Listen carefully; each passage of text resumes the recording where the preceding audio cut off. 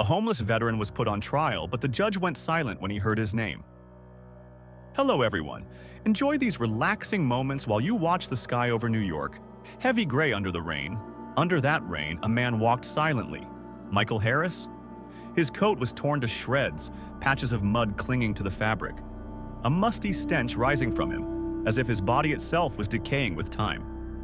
He stopped in front of the courthouse gate. The cold bronze sign reading, New York State Courthouse, blurred under the falling rain.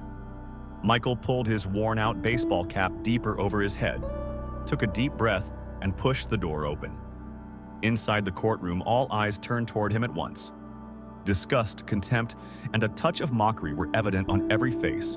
A woman in a purple velvet dress stepped back, covering her nose. A man in a creased black trench coat looked away. Michael walked slowly past them, mud from his tattered shoes dripping onto the polished stone floor. "God, he smells awful," a young woman whispered, moving closer to her mother. Michael heard it all. His ears burned with shame. He silently took a seat in the defendant's chair, clutching his dry, stiff hands together. No one in that room, those strangers, knew anything about him, and they didn't want to. The gavel slammed down with a sharp bang, and a voice rang out, crisp and commanding. The man holding the gavel was Judge Albert Grant, tall and lean, with a stern face like carved stone. From the prosecutor's table, Ryan Owens sprang to his feet. His black suit was impeccable, his red tie bow against a white shirt. His eyes gleamed with cold hostility. "Your Honor, we are here today to deal with an intolerable case," Ryan began, his voice as sharp as a blade. "The defendant, Michael Harris, is a burden to society, a man who failed even to save himself. He is not only a threat to public safety, but also a symbol of moral decay." Murmurs rippled through the courtroom. Michael sat motionless, though his heart felt as if it were being squeezed tight. He glanced sideways at his attorney, Marina Dawson, who held a stack of papers but didn't look at him even once. Ryan stepped forward, pointing straight at Michael. 3 days ago, in a drunken frenzy, the defendant attacked security guard Joseph Louis Monroe at Sunrise Mall, simply because he was asked to leave the premises.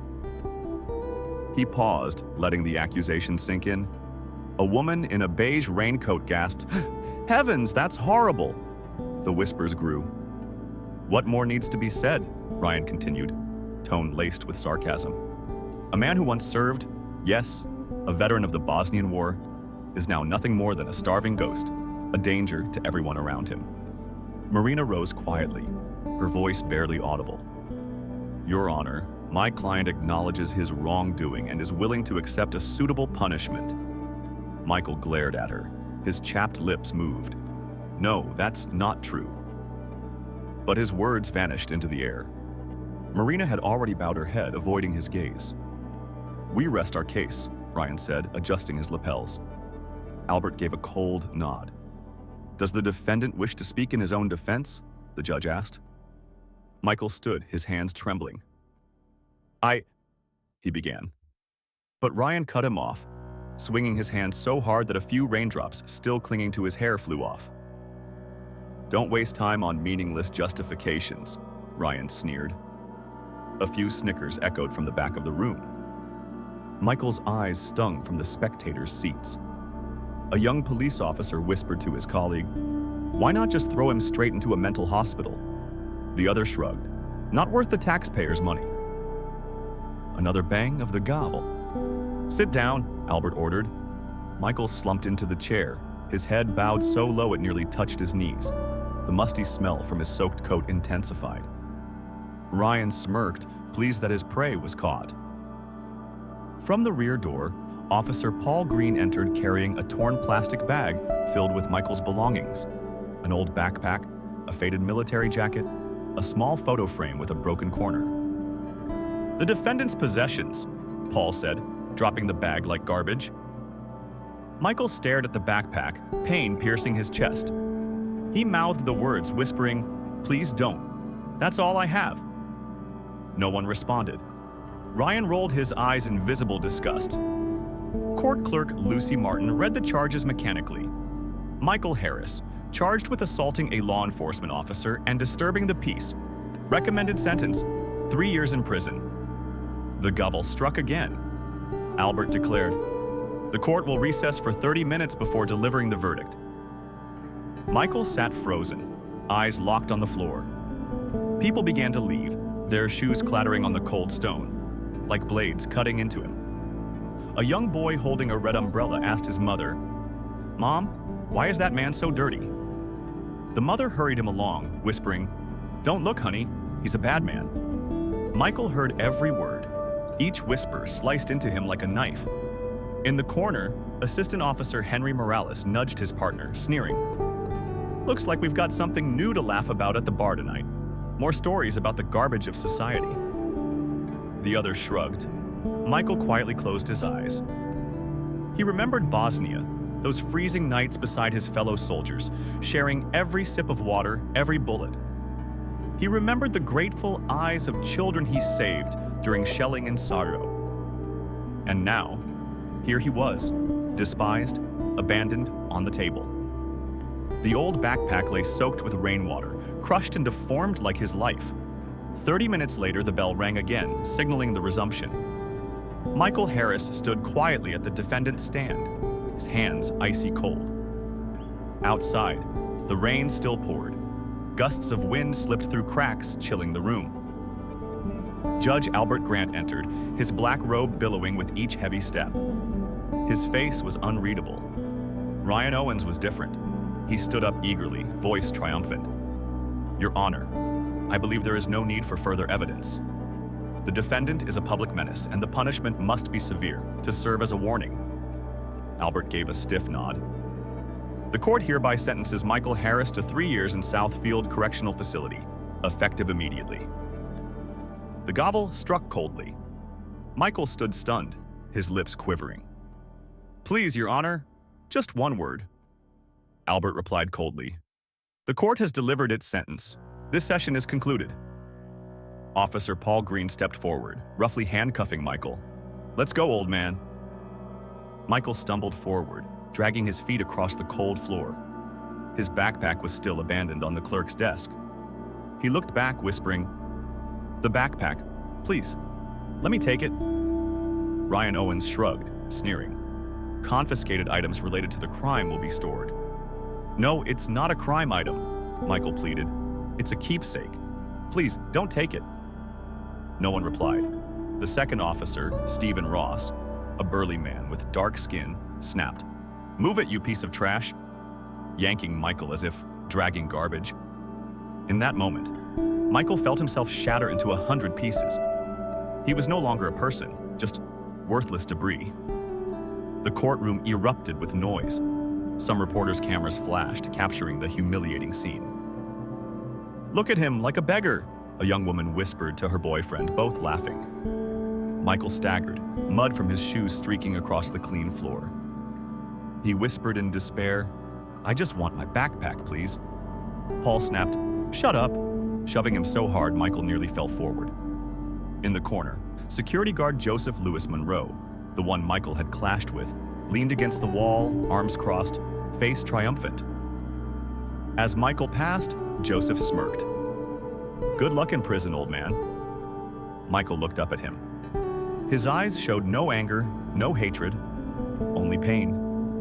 In the rear hallway, Officer Stephen Ross grabbed his radio and muttered, "Inmate Harris, ready for transport. Stand by, Vehicle 3, South Wing." A female voice responded. It was the duty officer that day, Claire Walker. Rain blew in through a broken window, making the tile floor slick. Michael slipped, falling to his knees. Paul scowled. "Get up."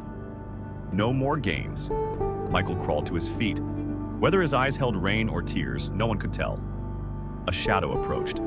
A young rookie cop, David Morgan. He looked at the scene, lips pressed tight. For a moment, David hesitated, but the sharp glance from his superior, Stephen, made him lower his gaze, saying nothing. Michael saw it all.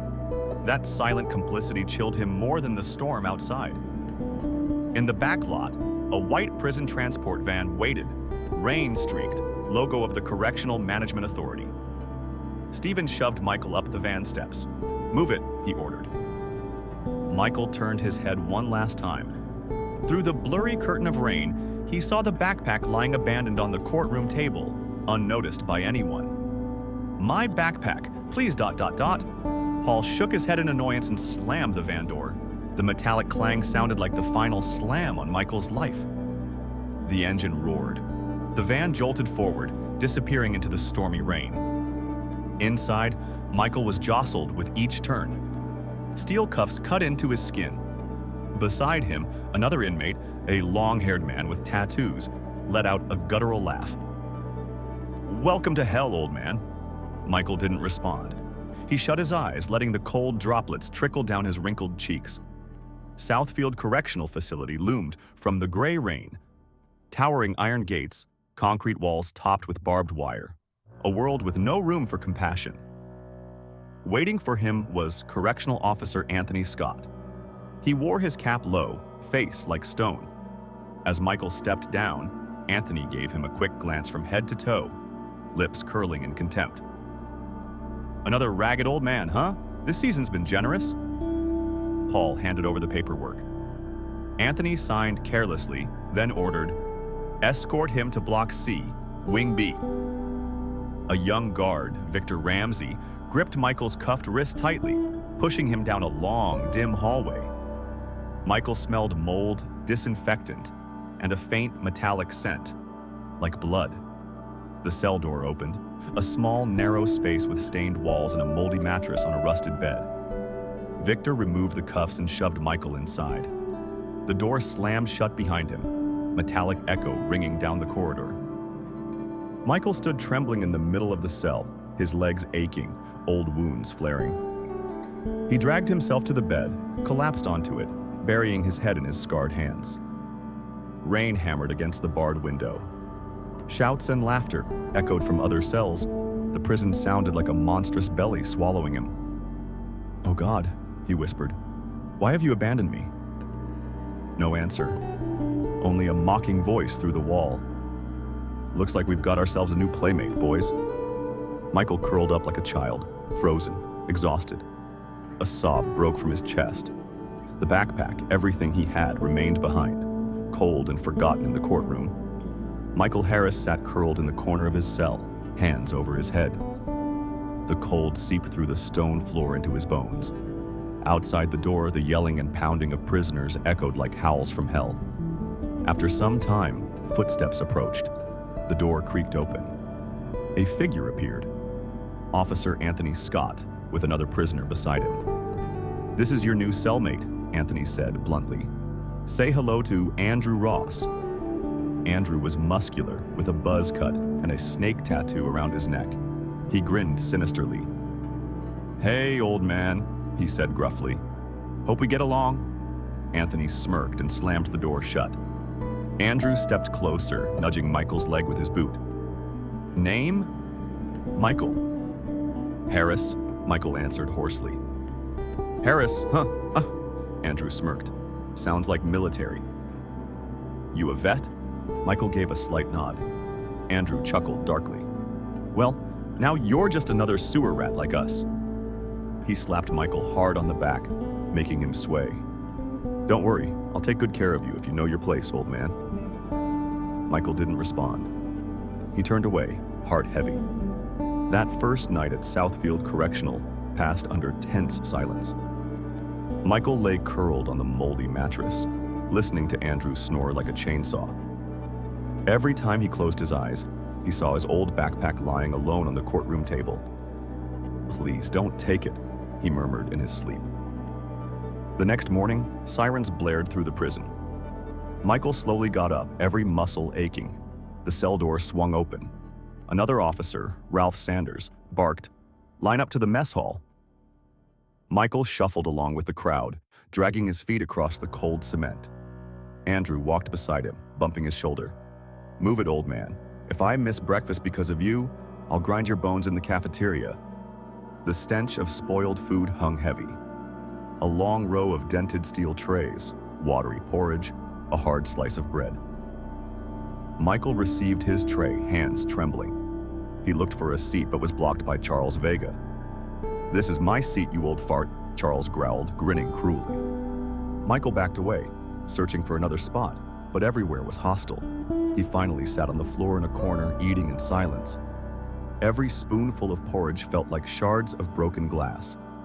Andrew pulled up a chair across from him, feet on the table. "Look at this, guys. Our general's eating like a mangy dog." Laughter erupted. Michael set his spoon down. He couldn't eat anymore. He slowly stood, knocking his tray to the floor, porridge splattering. "Old man's getting feisty," Charles Vega charged, shoving him hard. Michael stumbled, hitting his head on the steel corner of a table. Blood trickled down his forehead. Laughter roared. Officer Ralph saw but shrugged, turning away. Michael crawled to his feet, pain radiating from his wound. No one helped. No hand reached out. He limped back to his cell, blood leaving a trail on the cold stone. Inside, Andrew lay on the bed, a hand-rolled cigarette in his mouth. "Listen, old man," Andrew said lazily. "I don't like people making me look weak. If you humiliate me again, I'll show you hell." Michael said nothing.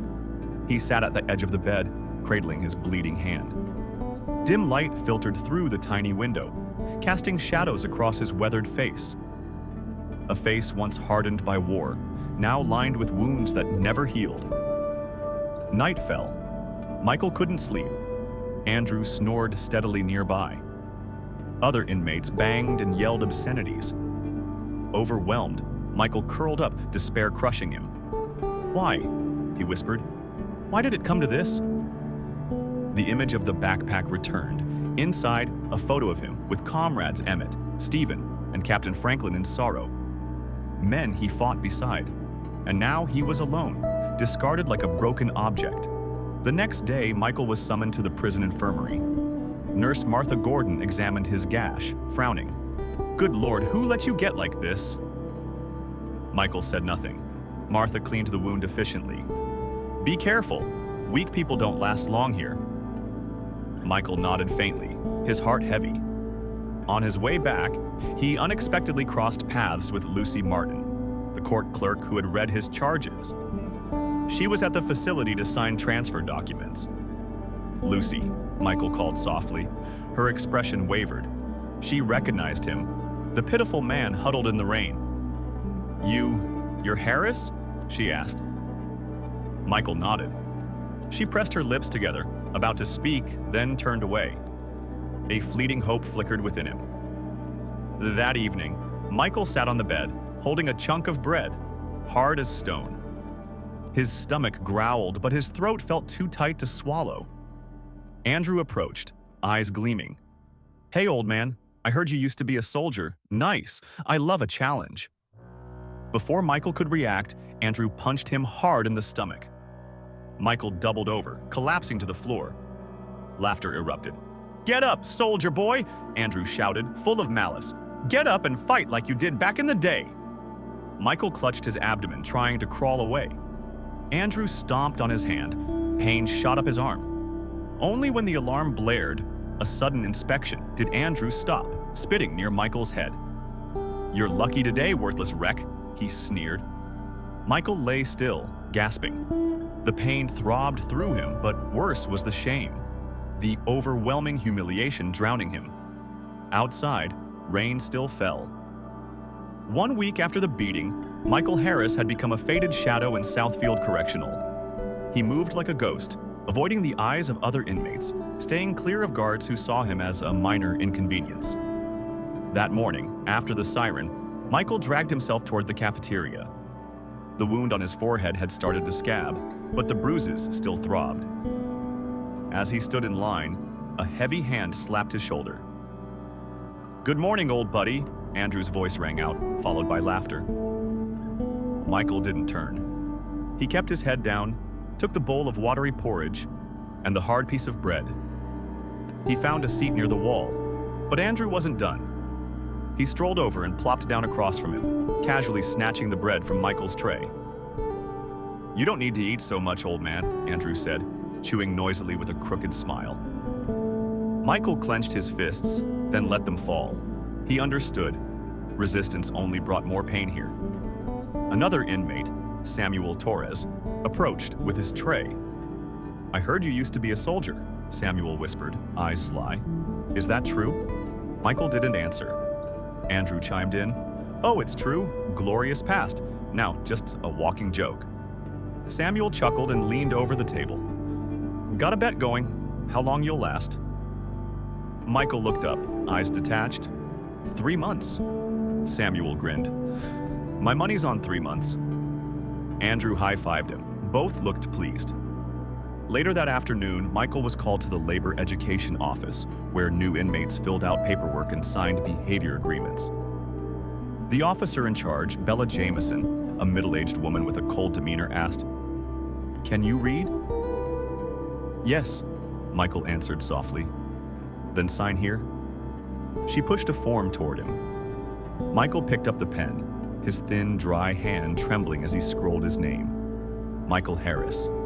Bella glanced at it, then said flatly, "Block C, Wing B, no disturbances, no violations, no complaints." "You already know the consequences," he just nodded. On the way back to his cell, he passed the training yard, where a group of inmates was brawling viciously, screams, fists slamming flesh. It was horrifying. Officer Anthony Scott watched from afar, coffee cup in hand, utterly indifferent. One inmate went down, blood covering his face. Michael looked away. He knew better than to intervene. The weak had no right to protect the weak. Night fell. Michael sat silently on his bed, eyes wide open, staring at the stained ceiling. Andrew snored steadily. Outside, the moonlight cast a bony silhouette on the wall.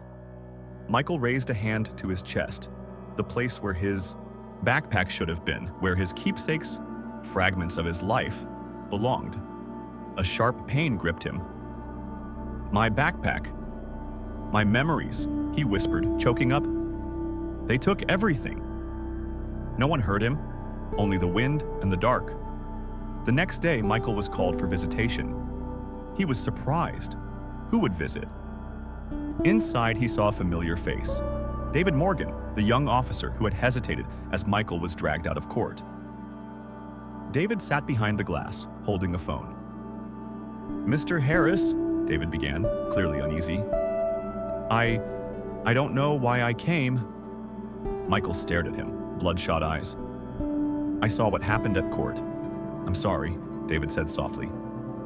Michael pressed his lips together. A weak, meaningless apology. But at least for the first time, someone looked at him like a human being. David looked around, then lowered his voice. "Your backpack. I think it's still in the courthouse evidence room." Michael gripped the receiver tightly. Please, can you..." David hesitated. "I'll try," he said, leaving the sentence unfinished, eyes full of helplessness. The visit ended quickly. Michael returned to his cell, a flicker of hope stirring. Perhaps there was still something left to fight for. That night, Andrew Ross returned to the cell in a foul mood. He had just lost money in an underground game. He yanked Michael up, breath reeking of prison brew and alcohol. "Hey, old man, I got a question for you." Michael backed cautiously. "Back in the day, when you were still fighting, did you ever kill someone?" Michael clenched his frail hands. The memories of sorrow, explosions, terrified faces, bloodied hands surged. He shook his head. "I'm not proud of anything I did," Andrew burst out laughing. "Jesus, listen to this. We got ourselves a saint." He slapped Michael hard across the face. "There are no saints in here, old man, just the strong and the starving." Michael fell against the wall, blood dripping from his nose. Andrew flopped onto his bed, laughing to himself. Michael wiped the blood and stumbled back to his mattress. He curled into a ball, the stench of sweat and mildew stinging his nose. "I just want my backpack," he whispered. Just that. The next morning, Michael was summoned to the yard for a mandatory physical training, a brutal exercise meant to instill discipline. Instead, it was punishment. Under the blazing sun, Anthony Scott and his assistants, Foster and Alex, stood with leather whips watching. "All of you, crawl," Anthony barked. Michael, along with dozens of others, was forced to crawl on his elbows across burning hot cement, whip cracks leaving red welts. Every inch was torture, every breath a battle. By the end, Michael staggered back to his cell, battered and bruised. The sky darkened, a storm approached, wind howling through the windows, eerie sounds. Michael stared at the gray sky. A dark thought crept. What if I just end it all right here? He closed his eyes, trembling, as only wind and his fading heartbeat remained. The wind whistled through cracks, seeping into the cold cell, carrying the scent of rot and mold. Michael Harris curled on the decaying mattress, arms crossed over his chest. Sleep eluded him. Dawn hadn't come. Darkness pressed down like a suffocating weight. Outside, rain fell steadily, like a dying heartbeat. He whispered, voice barely more than the wind. God, if you still hear me? There was no answer, only the soft click of the iron lock turning. A flashlight beam cut across his face. Andrew Ross stood there, a metal rod in hand, face dark and blank. Awake, old man, he slurred. Got something fun for you. Michael sat up, eyes tired. No fear, just emptiness. I have nothing left to lose, he said. Andrew grinned. Oh, you've got plenty. Your dignity, that brittle old back of yours, too. I'm going to crush it. He stepped closer. Michael didn't resist. Fighting back would only bring more pain. Andrew raised the rod, not to strike, but to press it against Michael's throat. Do you know what you are, Michael? He whispered. You're a dog, and dogs stay quiet. Michael closed his eyes, trying to breathe evenly. He didn't scream. He didn't beg. The worst part wasn't the violence. It was being treated as if he had no humanity left. Andrew gave a cold laugh and left, slamming the door behind him. Michael collapsed, drenched in cold sweat. The next morning, dark clouds still cloaked Southfield Correctional. The prisoners gathered in the hall for the routine moral lecture, a superficial event to impress inspectors. A fake pastor, Padre Edward Lopez, read old scriptures in a sleepy voice. We must learn to forgive, even in suffering. We must show compassion. From the row of seats, Andrew elbowed Michael. Sounds like some cracked-out hillbilly preacher. Samuel Torres snorted. Didn't expect hell to have a chapel? Michael remained still, eyes fixed on nothing. Edward Lopez's voice droned on. There is light within each of us. Where's the light in old man Harris? Andrew whispered mockingly. Bet it died the day he got sentenced. Michael turned and stared. I'm still alive. The words were quiet, but they hit like a rock. The room fell silent. Then Andrew laughed loudly, shoving Michael so hard he slammed into the armrest. Lopez paused, glanced over, then resumed preaching as if nothing had happened. Michael said nothing more. He sat upright for the rest of the sermon, never bowing his head. Inside, he felt like sinking, swamp black, clinging to his heart. After the service, Michael was sent to the infirmary for a routine check. Martha Gordon greeted him with sympathy. You've lost a lot of weight, she whispered. Aren't they feeding you enough? Michael shook his head. I'm eating. There's just nothing left in me to absorb it. Martha looked down. She handed him vitamins. Don't let them break you. Men like you don't deserve to be buried like this. Michael gave a faint smile. I'm nobody, just a ghost in this machine. On the way back, he passed the main hallway. A plaque listed model inmates. His name wasn't there, of course, but Andrew Ross's was. Awarded a 2-day sentence reduction for cooperative labor conduct. Michael stared at the plaque. This world's gone insane, he thought. That night, the prison fell into eerie silence. No shouting, no crude songs.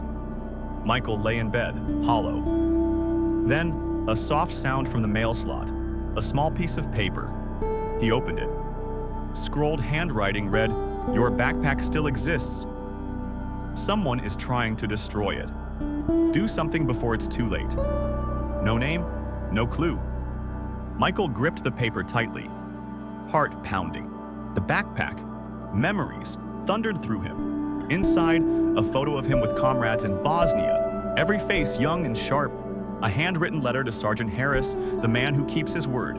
A handkerchief embroidered with Laura's name, his late wife. A small faded medal. Proof that he once mattered.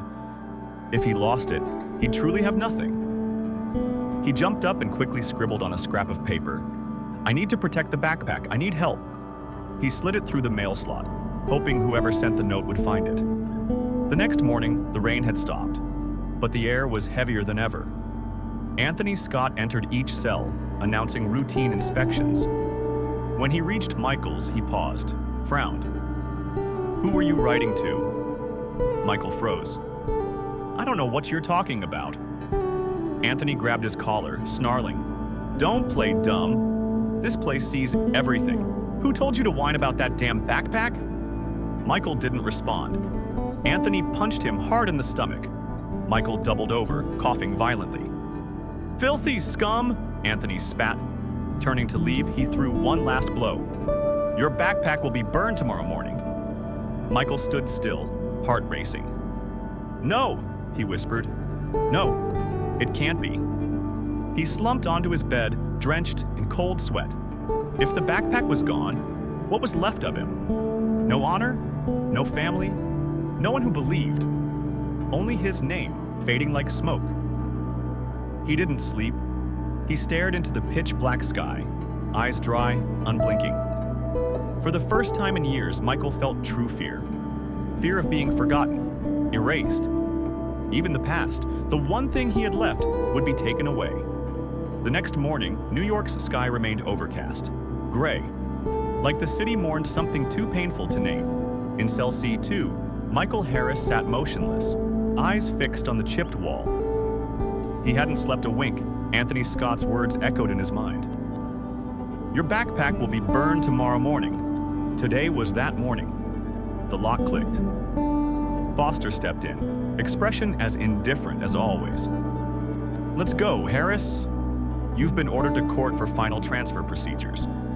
Michael rose quietly. Every step felt like lead. He asked no questions, said nothing. Every thought in his head turned to stone.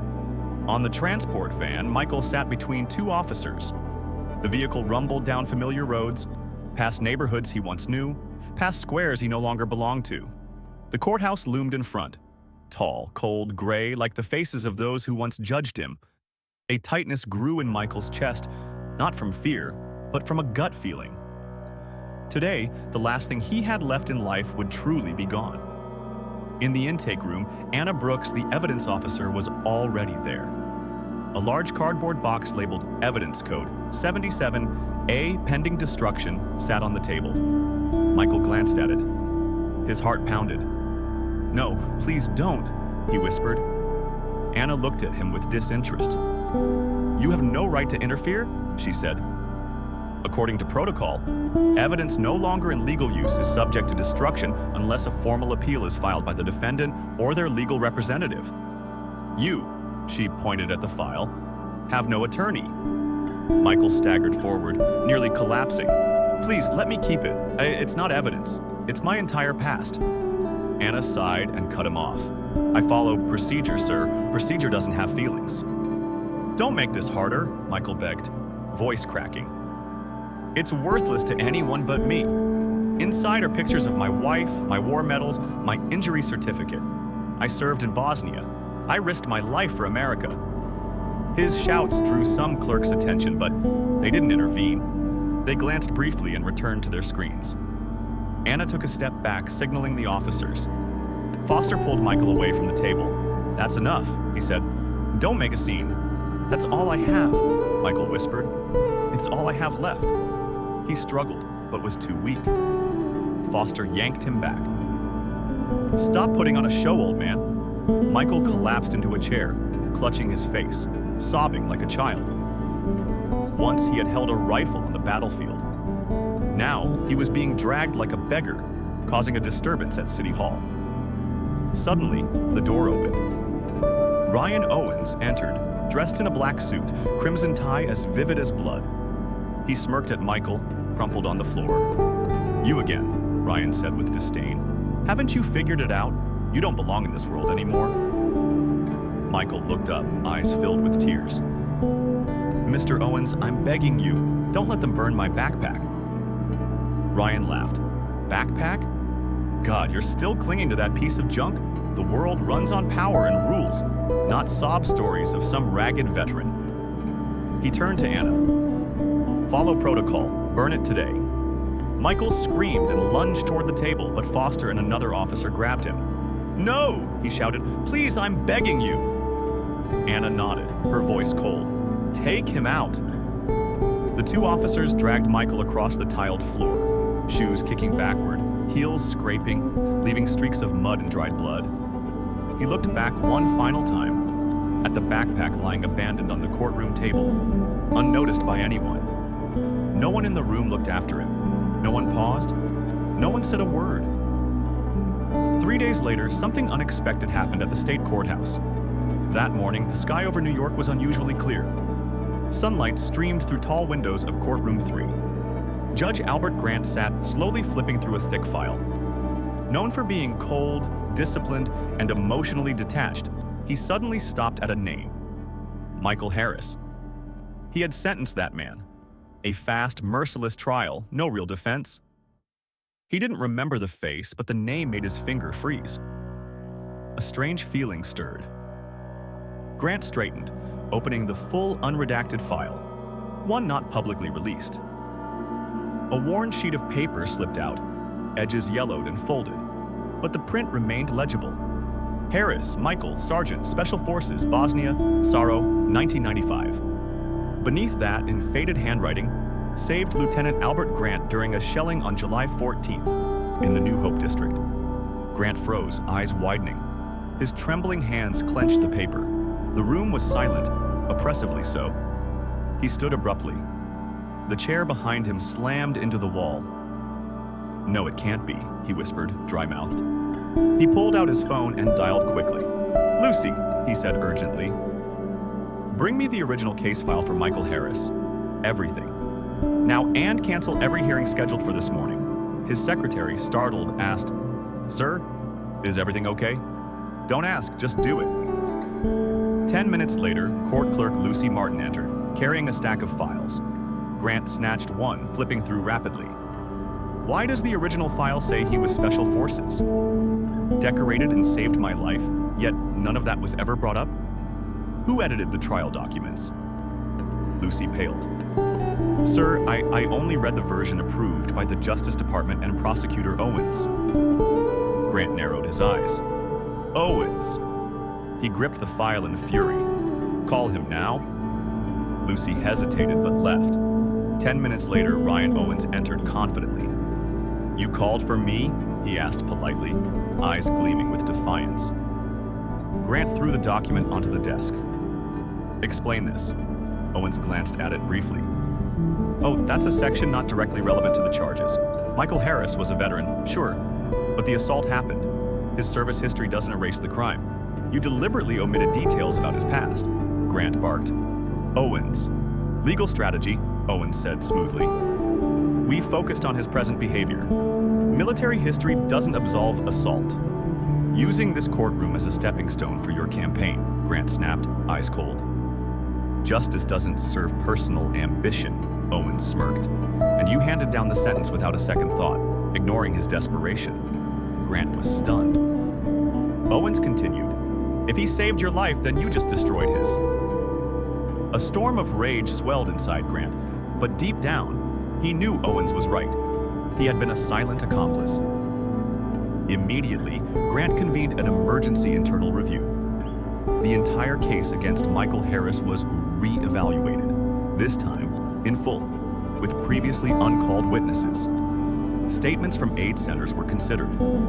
Security footage showed Michael only trying to retrieve his backpack, not assaulting anyone. The entire conviction was a brutal miscarriage of justice. Grant stood and declared, "We must act today." A call was made to Southfield Correctional that afternoon. Michael Harris lay on his bed, head resting on a bony arm, eyes closed, seemingly waiting to disappear. The loudspeaker crackled. "Inmate Harris, prepare for transport. Emergency court summons." He didn't open his eyes. "No, I'm not going anywhere," he murmured. Andrew Ross in the next bunk chuckled. "Good luck, old man." A guard entered, yanked him up. "Get up, judge's orders." Michael didn't understand. He didn't react. He had lost all faith. Still, they pulled him onto the van. Once again, his hands cuffed, head down, rain still drizzling. When the vehicle stopped in front of the courthouse, Michael looked up. This time, it was different. Not from the back, not dragged. No contemptuous stares. Young Officer David Morgan gently removed the cuffs and spoke softly. "Mr. Harris, Judge Grant has requested to see you personally."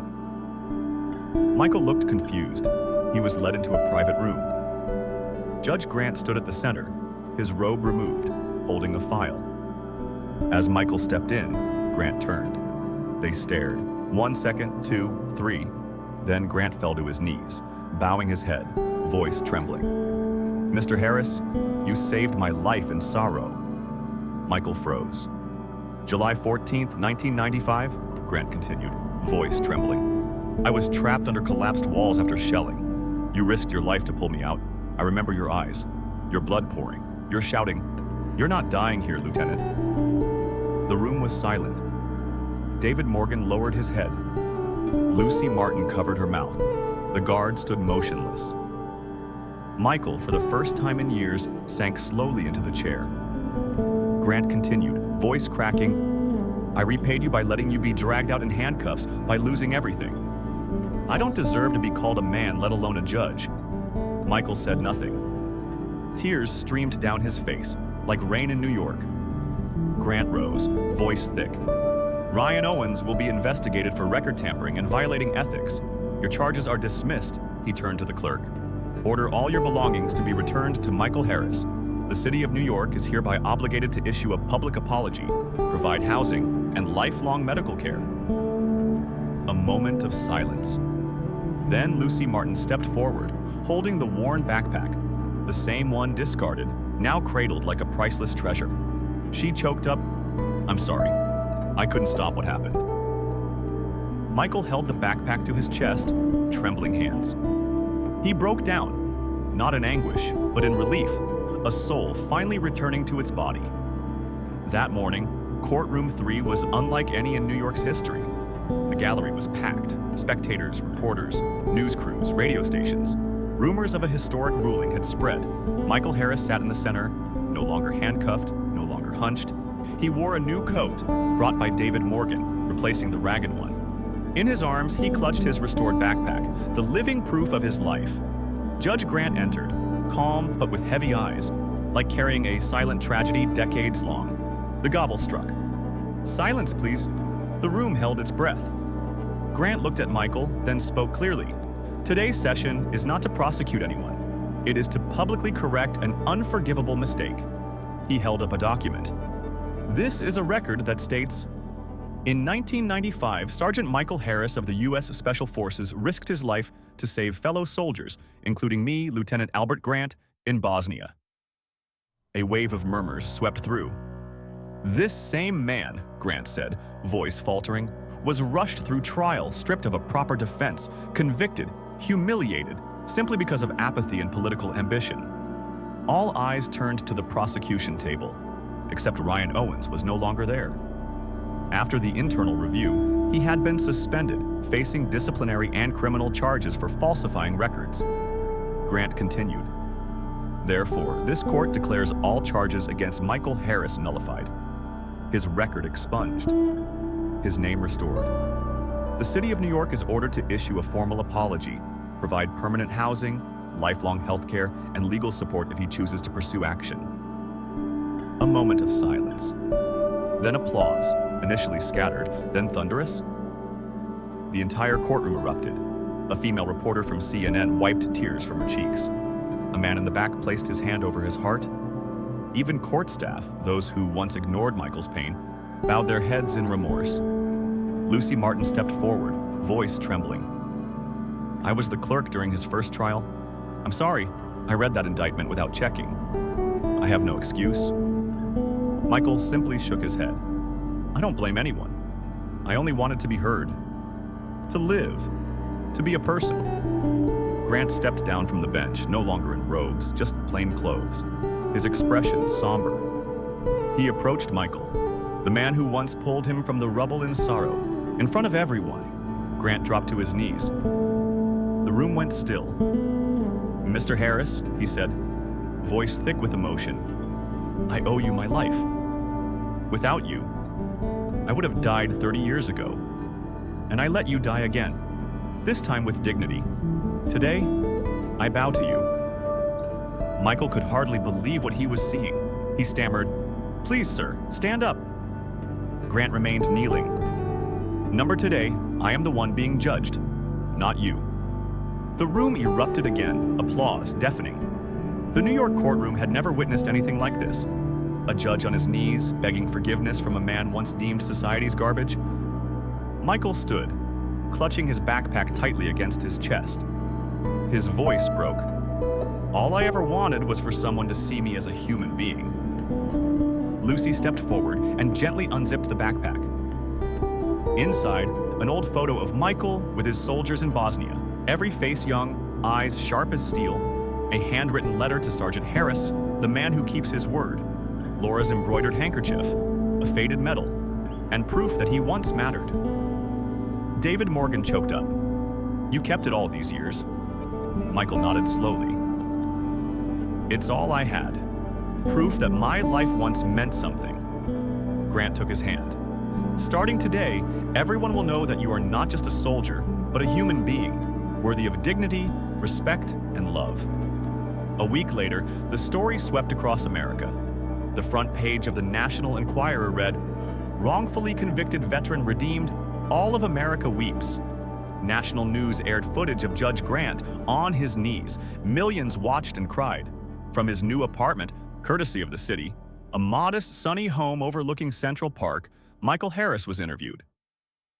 The host asked, "If you could go back in time, would you change anything?" Michael looked into the distance. "I'd still save him," he said softly, "even knowing how I'd be treated afterward, because people only deserve to live if they still know how to save others, not for recognition or reward, but because it's right." At a special ceremony in Union Square, the very place where he'd once been mocked, Michael was honored as the soldier without medals, but with a dignity greater than any award. Hundreds stood, applauding. People who once shunned him now stood side by side, holding hands. Andrew Ross, watching from prison, turned away in silence. Ryan Owens, disbarred and facing multiple charges, sat pale amidst legal papers.